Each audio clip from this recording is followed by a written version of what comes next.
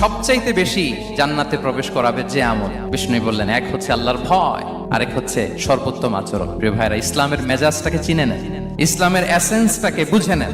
আমরা ভালো আচরণকে গুরুত্ব দিতে চাই না। অনেক নামাজি লোক দেখবেন নামাজ পড়তে পড়তে কপালে কালো দাগ ফেলে দিচ্ছে, বাসায় বউয়ের সাথে খারাপ আচরণ করে, খিটখিটে মেজাজের, প্রতিবেশীর সাথে শুধু ঝগড়া, কলিগদের সাথে ঝগড়া, মারামারি, দুঃসম্পর্ক, এরকম আছে না নাই বলেন? আছে না? কিন্তু নামাজি, অনেক বড় হাজি, একদিনও কোরআন তেলাওয়াত মিস হয় না। তো এত আবাদত করেও সে ইসলামের আসল এসেন্সটাকে ধরতে পারেনি। বিষ্ণু বললেন সবচেয়ে বেশি জান্নাতে প্রবেশ করাবে যে দুটি আমল, একটি হচ্ছে তাকওয়াল্লাহ, আল্লাহর ভয়, আরেকটি হচ্ছে উত্তম আচরণ, সর্বোত্তম আচরণ। তো আমরা যেন উত্তম আচরণের অধিকারী হই, আমার স্ত্রীর সাথে যেন ভালো আচরণ করি, প্রতিবেশীর সাথে যেন ভালো আচরণ করি, ছেলে মেয়েদের সাথে যেন আমাদের অ্যাটিটিউডটা ভালো থাকে, আচরণটা ভালো থাকে, কলিগের সাথে যেন ভালো থাকে। বিশ্বনবীর আচরণ যেমন ছিল তেমন আচরণ যেন আমরা গড়ে তুলতে পারি। আওয়াজ করে পড়ুন আমিন। সুনানে আবু দাউদের এক